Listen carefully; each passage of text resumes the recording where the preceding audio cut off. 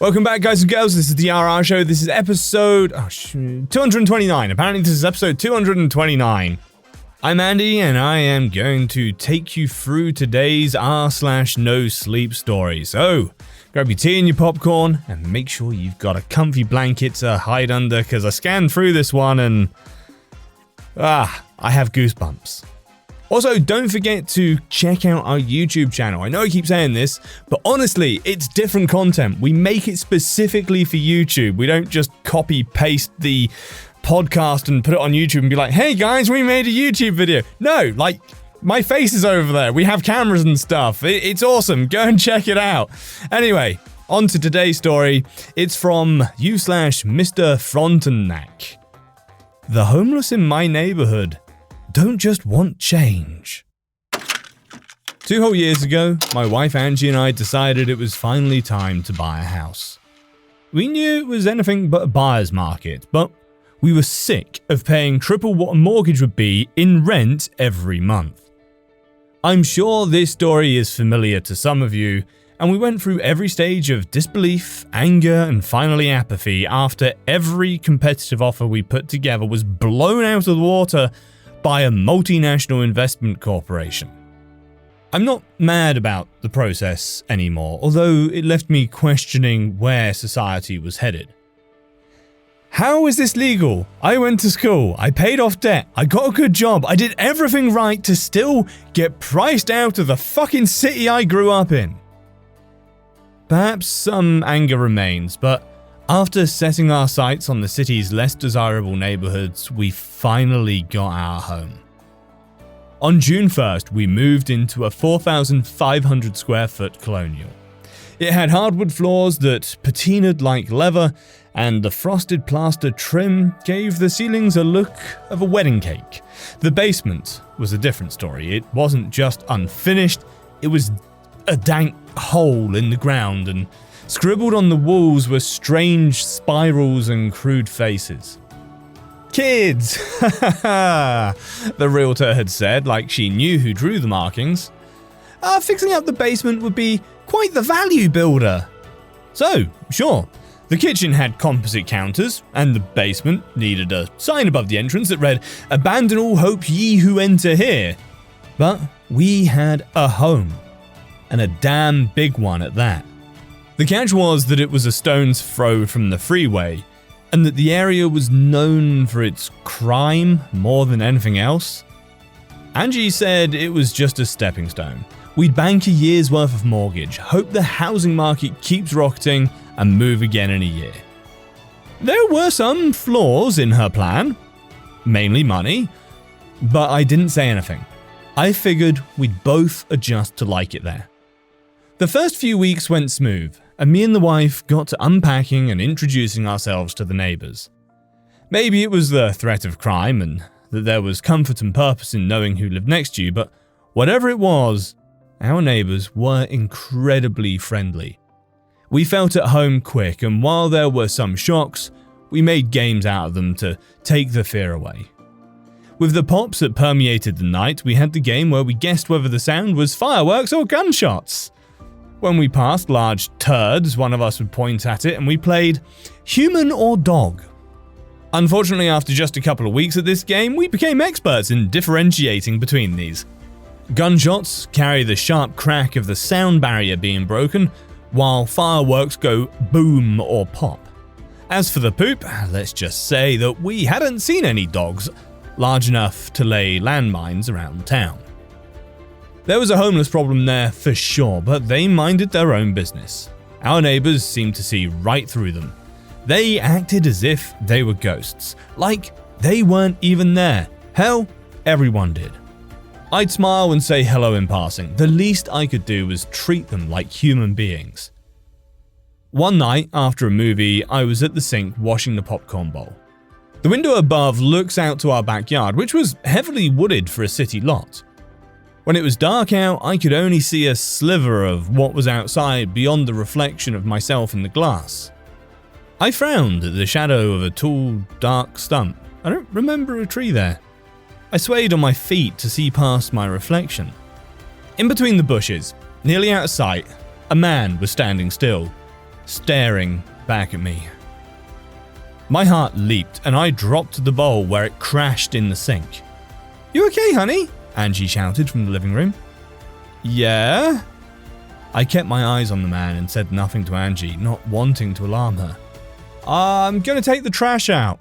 "Okay." I walked by the trash without touching it and opened the back door. "Hello?" Outside, the wind was blowing hard, and the branches of the buckthorn the man stood behind were waving wildly as if to warn me. "What do you want?" I stepped forwards to try and show I wasn't scared, but it was the tepid step of prey, like I was better planting my weight to run. The man said nothing. I took another step forward, more confidently this time, but jumped when my movement activated the motion light. I composed myself. "This is private property. If you don't leave, I'm calling the police."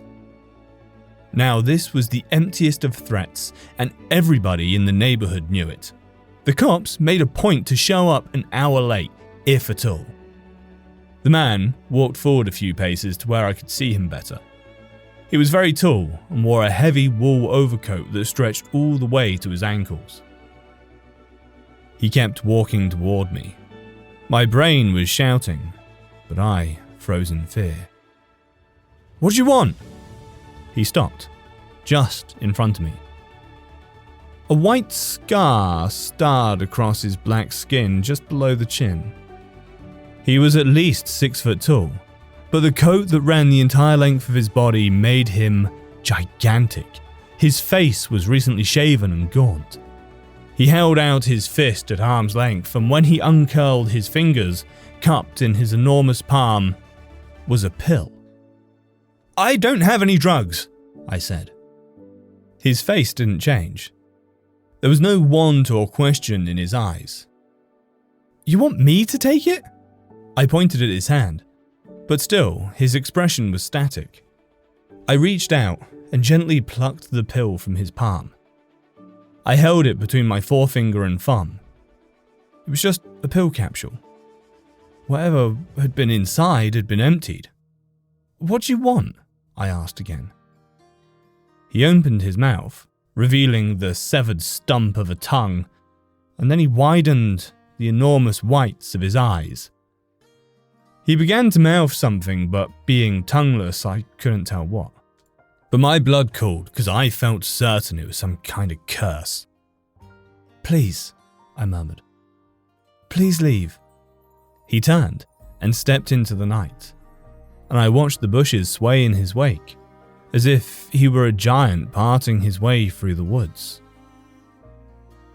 The next day was Saturday, and I was determined to find out if anyone knew about this tall man.